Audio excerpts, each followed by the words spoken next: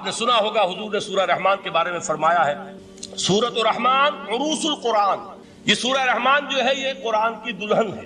جیسے دلہن کو آپ خوشنما لباس پہناتے ہیں، آراستہ پیراستہ اس کو گہنے اور اس کو زیور پہناتے ہیں، تو جس طریقے سے سجاتے ہیں آپ دلہن کو، اللہ تعالیٰ نے ایک سورت قرآن مجید میں یہ ایسی رکھی ہے سورہ رحمان کی، اسے خوب سجایا ہے. اس میں الفاظ کا در و بست، اس کا اپنا ایک ڈیوائن میوزک ہے. وہ تو اللہ تعالیٰ قراء جو ہے خاص طور پر مصر کے قراء، اللہ تعالیٰ ان پر رحمت نازل فرمائے، ان کی خطاؤں سے درگزر کرے. جس طرح قرآن کے انٹرنسک میوزک کو انہوں نے واضح کیا ہے. واقعہ یہ ہے کہ اگر یہ لوگ نہ ہوتے، شیخ عبد الباسط محمد عبد الصمد، شیخ محمود خلیل الحسنی، یہ لوگ کہ جنہوں نے قرآن کے اس غنا میوزک، یہ لفظ جو ہے آپ حیران نہ ہو کہ میں یہ کوئی شاید توہین کر رہا ہوں قرآن کی، حضور نے یہ لفظ استعمال کیا ہے. تغنو، اس قرآن کو اچھی سے اچھی خوشلہانی کے ساتھ پڑھو. من لم یتغن بالقرآن فلیس منا، جو قرآن کو بہتر سے بہتر انداز میں، اچھی سے اچھی آواز میں، خوشلہانی کے ساتھ پڑھنے کی کوشش نہیں کرتا، وہ ہم میں سے نہیں. بلکہ ایک مرتبہ حضور رات کے وقت آپ گشت پر تھے اپنے ساتھیوں کے حالات معلوم کرنے کے لیے. حضرت ابو موسیٰ اشعری رضی اللہ تعالیٰ عنہ ایک صحابی ہیں، ان کے گھر کے پاس سے گزر ہوا، وہ رات کو تہجد پڑھ رہے تھے، کھڑے ہوئے کیف کے عالم میں قرآن تلاوت کر رہے ہیں. حضور کو بہت پسند آئی ان کی قرات، کافی دیر تک وہاں کھڑے سنتے رہے. اب انہیں کیا پتا کون سن رہا ہے. بالکل اسی طرح سمجھ لیجئے ایک بات یاد آئی ہے، حضور فرماتے ہیں کہ جس طرح کان لگا کر اللہ قرآن کو سنتا ہے کسی چیز کو نہیں سنتا. ہمیں نظر نہیں آتا نا، ہمیں معلوم نہیں ہے، ہم قرآن پڑھ رہے ہیں تو سننے والا کون ہے؟ سب سے زیادہ کان لگا کر خود اللہ. یہاں اس لیے مجھے یاد آیا کہ ابو موسیٰ اشعری کو کیا پتا تھا کہ کون سن رہا ہے. وہ اپنی کیفیت میں نماز میں تہجد میں قرآن کی تلاوت کر رہے تھے، اور ظاہر بات ہے ان کے گھر ایکڑوں میں بنے ہوئے نہیں تھے، ایک ایک کمرہ، ایک ایک کوئی حجرہ، ایسے ہی تو گھر تھے نا صحابہ کے. لہذا حضور پاس سے گزرے، آواز آئی، کافی دیر سنتے رہے. اس کے بعد آپ تشریف لے گئے، صبح فجر میں ملاقات ہوئی تو حضور نے تحسین کے انداز میں فرمایا یا ابا موسیٰ انک قد اوتیت مزمارا من مزامیر آل داؤد. اے ابو موسیٰ، تمہیں تو آل داؤد کے سازوں میں سے ایک ساز اللہ نے عطا فرما دیا. جس طرح حضرت داؤد، لہن داؤدی مشہور ہے کہ جب وہ پچھلے پہر رات کو حمد کے ترانے الاپتے تھے، قرآن میں ہے کہ پرندے شامل ہو جاتے تھے ساتھ، اور پہاڑ وجد میں آتے تھے، پہاڑ بھی ان کے ساتھ شریک ہوتے تھے. تو جس طرح کا اللہ نے ان کو لہن عطا فرمایا تھا، حضور نے تحسین کے انداز میں فرمایا ہے ابو موسیٰ اشعری، اللہ نے تمہیں بھی آل داؤد کے سازوں میں سے ایک ساز عطا فرمایا. بہرحال قرآن مجید کا جو یہ میوزک ہے، قرآن کے الفاظ کا جو حسن ہے، جہاں تک حسن معنوی ہے وہ تو ہر لفظ میں ہے، لیکن یہ حسن ظاہری، حسن صوتی، حسن لفظی، یہ اپنے کلائمیکس پر آپ کو نظر آئے گا سورہ رحمان. لیکن قرآن میں یہ سورت اس اعتبار سے بھی ممتاز ہے، اس کی 4 آیات پر ذرا توجہ کریں گے، عجیب حقائق سامنے آئیں گے. جہاں یہ قرآن مجید کے حسن صوت اور حسن لفظی کی معراج ہے، وہیں اس کی پہلی 4 آیات میں 4 چوٹی کی چیزوں کا ذکر ہے، سب سے اونچی چیز ہے. پہلی آیت کیا ہے؟ الرحمن. ایک آیت ہو گئی. رحمان کیا ہے؟ اللہ کا نام ہے. کبھی آپ نے غور کیا اللہ کے ناموں میں سب سے پیارا نام کون سا ہوگا؟ رحمان. کیوں؟ اس کا مادہ کیا ہے؟ رحمت. ہمیں سب سے بڑھ کر جس چیز کی ضرورت ہے وہ کیا ہے؟ رحمت خداوندی. نام اچھی طرح سن لیجئے اس حضور کے قول کو. حضور فرماتے کوئی شخص جنت میں مجرد اپنے عمل کی بنیاد پر داخل نہیں ہو سکے گا جب تک کہ رحمت خداوندی دستگیری نہ کرے. کسی صحابی نے بڑی ہمت اور جرأت کا ثبوت دیا کہ پوچھ لیا کیا حضور آپ بھی؟ جب آپ نے فرمایا کوئی شخص داخل نہیں ہو سکتا جنت میں محض اپنے عمل کی بنیاد پر جب تک کہ رحمت خداوندی جو ہے وہ دستگیری نہ فرمائے. پوچھا گیا کیا آپ بھی؟ آپ نے فرمایا ہاں میں بھی. آپ انداز کیجئے کہ اگر محمد الرسول اللہ بھی رحمت خداوندی کے ضرورت مند ہوں تو تاب دیگراں چے رسد، ہماری تو سب سے بڑی ضرورت رحمت خداوندی.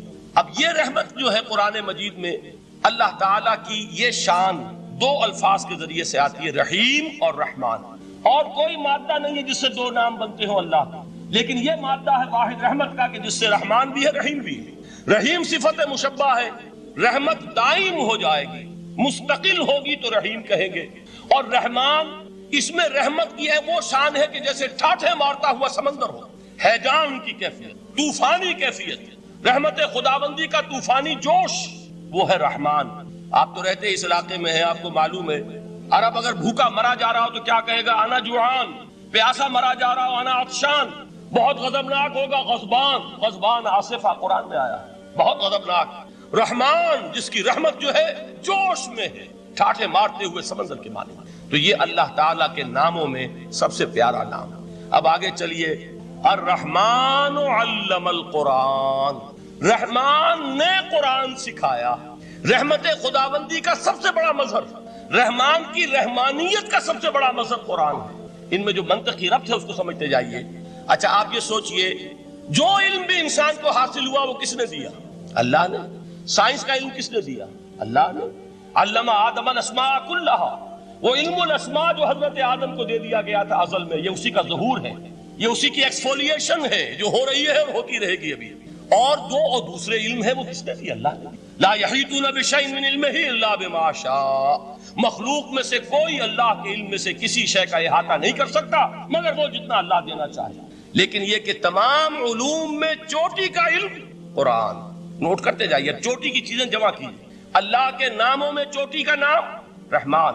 اللہ نے جو کچھ انسان کو سکھایا اس میں چوٹی کا علم قرآن. خلق الانسان، انسان کو پیدا فرمایا. سوال یہ کہ حیوانات کو کس نے پیدا فرمایا؟ آسمان کس نے پیدا کی؟ زمین کس نے پیدا کی؟ فرشتے کس نے پیدا کی؟ کیا مطلب خلق الانسان؟ اس کی تمام مخلوقات میں اس کا کلائمیکس، اس کی تخلیق کی معراج، اس کے تخلیق کا نقطہ عروج انسان ہے. یہ ہے کہ جو مسجود ملائک بنا ہے.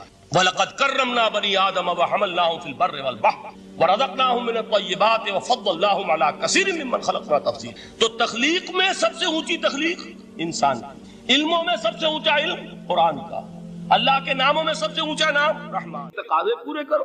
تقاضے کیا ہے؟ ایمان ہے تو عمل درست ہونا چاہیے، ایمان ہے تو جہاد ہونا چاہیے، ایمان ہے تو جان اور مال کھپانی چاہیے.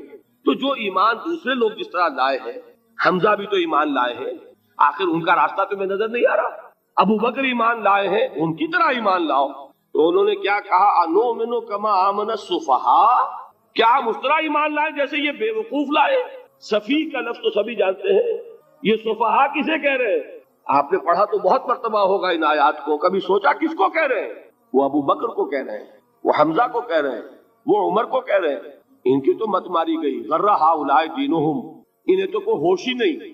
2 مرتبہ حضرت ابو بکر نے وہ کام کیا ہے کہ ہر ورلڈلی وائز انسان یہ کہے گا کہ حماقت کی ہے جس کے سامنے دنیا ہے.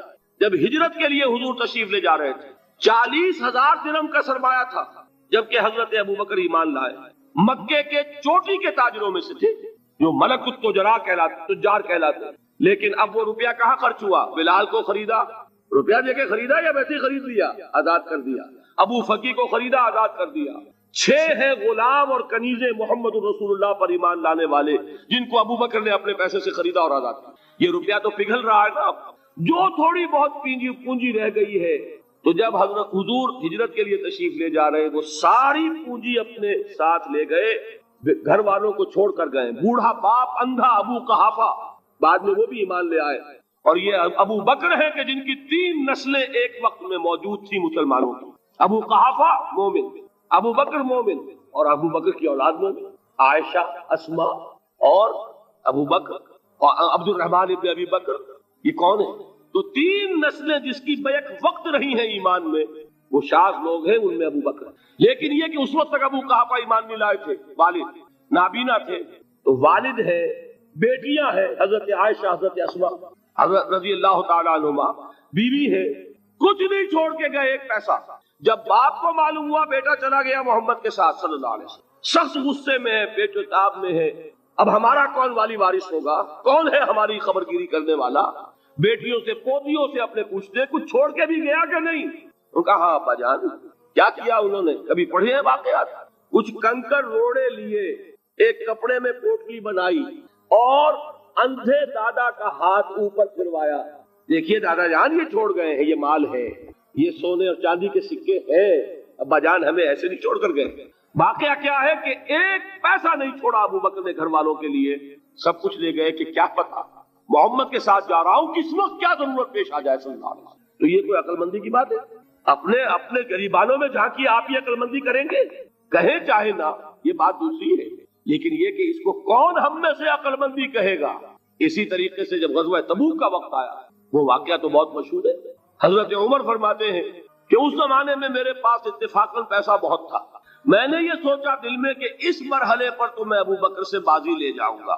مسابقت ان میں بھی تھی لیکن نیکی کی مسابقت, خیر کی مسابقت, انفاق فی سبیل اللہ کی مسابقت. تو میں نے سوچا کہ میں بازی لے جاؤں گا. میں نے کیا کیا, کل دولت جو تھی اس کے 2 حصے کیے, ایک حصہ گھر رکھا اور ایک لا کے حضور کی خدمت میں پیش کر دیا.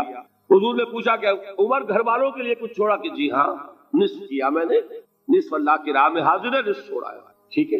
اب وہ آئے ابو بکر, پوچھا حضور نے ابو بکر گھر والوں کے لیے کچھ چھوڑا, کہ نہیں, صدیق کے لیے ہے خدا کا رسول بس, گھر میں اللہ اور اس کے رسول کے نام کے سوا کچھ نہیں تھے. یہی ہے نا, پروانے کو چراغ ہے, بلبل کو پھول بس, اور صدیق کے لیے ہے خدا کا رسول بس, مجھے گھر والوں کے لیے کچھ نہیں چاہیے.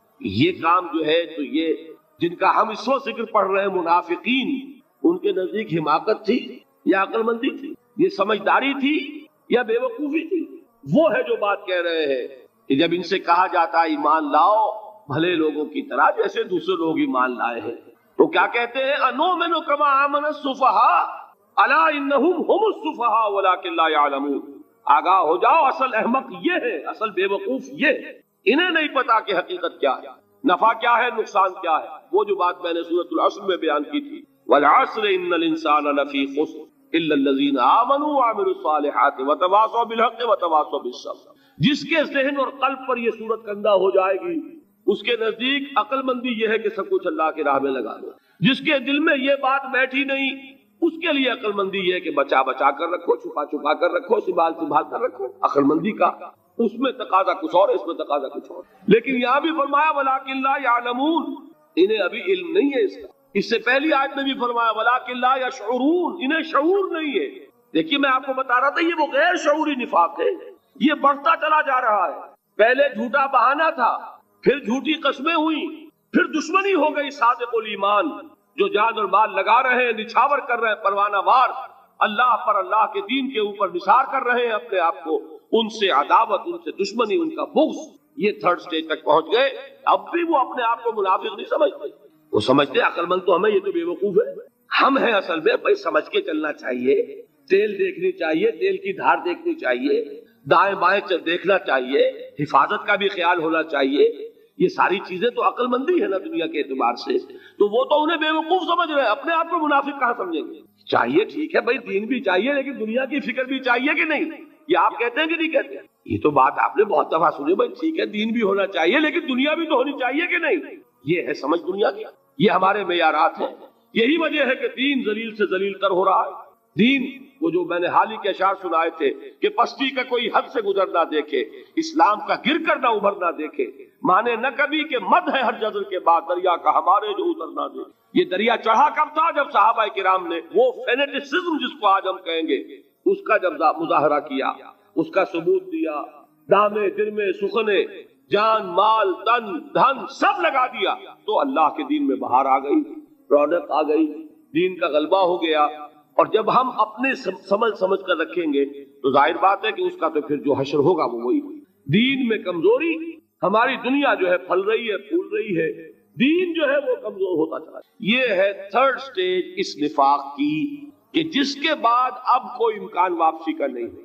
یہ غیر شعوری نفاق, جان لیجئے کہ یہ نہیں ہے کہ ماضی ہی ماضی میں تھا, اب اس کا کوئی امکان نہیں. یہ نہ سمجھیے, اب بھی یہ نفاق جو ہے, یہ میں بتا دوں آپ کو, ایک عام آدمی ہے, دین کا تقاضا ہی سامنے نہیں ہے, اسے پتہ ہی اتنا ہے کہ اللہ کے دین کا تقاضا نماز روزہ, وہ نماز روزہ کر رہا ہے, اس پر نفاق کا حملہ نہیں ہوگا.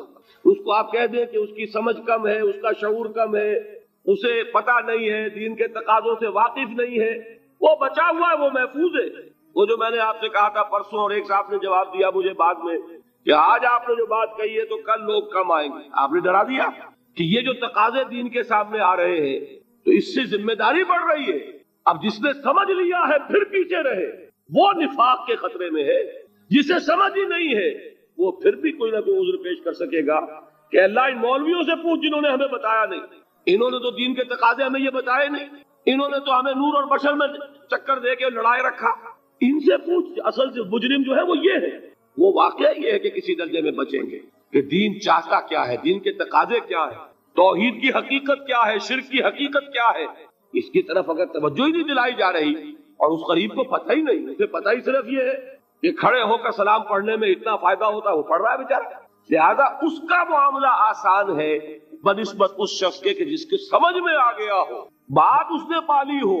دین یہ چاہتا ہے، دین اپنا غلبہ چاہتا ہے۔ علامہ اقبال نے غالب پر ایک جو نظم لکھی ہے باغ درا میں ہے، اس کا ایک شعر بڑا پیارا ہے، گیسوئے اردو ابھی منت پذیر شانہ ہے، شمع یہ سودائی یہ دل سوزی یہ پروانہ ہے۔ یہ دین جو ہے یہ تو چاہتا ہے کہ اہل ایمان پروانہ وار اس شمع پر نثار ہو، جانے لگا دے، گردنیں کٹوا دے۔ وَلَا تَقُولُوا لِمَنْ يُقْتَلُ فِي سَبِيلِ اللَّهِ أَمْوَاتٌ بَلْ أَحْيَاءٌ وَلَكِنْ لَا تَشْعُرُونَ۔ اور اگر اس سے پیچھے ہٹیں گے، قدم پیچھے ہٹا نہیں کہ نفاق کی زد میں آئے نہیں، وہ نفاق کی پہلی stage, second stage, third stage وہاں پہنچ گئے، واپسی نہیں۔ اس کے لیے ایک اور دو آیات میں چاہتا ہوں کہ اس سے اس حقیقت کو اور سمجھ لیں اچھی طرح، تاکہ کوئی اشکال نہ رہ جائے۔ ایک آیت تو میں نے شروع میں پڑھی تھی، ایک نہیں ہے یعنی ایک جگہ سے سورہ عنکبوت، اور ایک آیت ہے سورہ حج کی، وہ میں نے شروع میں تلاوت نہیں کی۔ سورہ حج کی آیت دیکھیے، اس قدر پیاری آیت ہے، دوسرے رکوع کے اندر آپ کو آیت ملے گی، سورہ حج 17ویں پارے میں ہے، نصف کے بعد شروع ہوتی ہے، اور اس کے دوسرے رکوع وَمِنَ النَّاسِ، اور لوگوں میں سے کچھ ایسے بھی ہیں، مَن يَعْبُدُ اللَّهَ عَلَى حَرْفٍ، جو اللہ کی بندگی کرنا چاہتے ہیں کنارے پر کھڑے ہو کر۔ ایک ہے منجدھار میں کودنے والے کہ ہر جباد آباد ماں کشتی دراب انداختے، جیسے کہ طارق نے کیا تھا، ادھر ساحل اندلس پر قدم رکھا، ادھر کشتیوں میں آگ لگا دی، کہ کسی کے دل میں خیال ہی نہ آئے کہ واپسی بھی ہے، کوئی کسی کے ذہن میں سوال ہی پیدا نہ ہو کہ اب گھر واپس جانا ہے۔ طارق چمر کنارہ اندلس سفینہ سو، گفتند کارے تو رہے عقل و خرد خطاس۔ دیکھیے وہی عقل اور بے وقوفی والی بات آ گئی، لوگوں نے کیا یہ طارق کیا کیا، عقل مندی کی روح سے تو یہ غلطی کی تم نے۔ عقل تو یہ سکھاتی ہے کہ ذرا سنبھل کر چلو، جذبہ یہ کہتا ہے کہ نہیں، واپسی کا کوئی سوال نہیں۔ اس نے اقبال نے یہی نقشہ کھینچا ہے کہ بے خطر کود پڑا آتش نمرود میں عشق، عقل ہے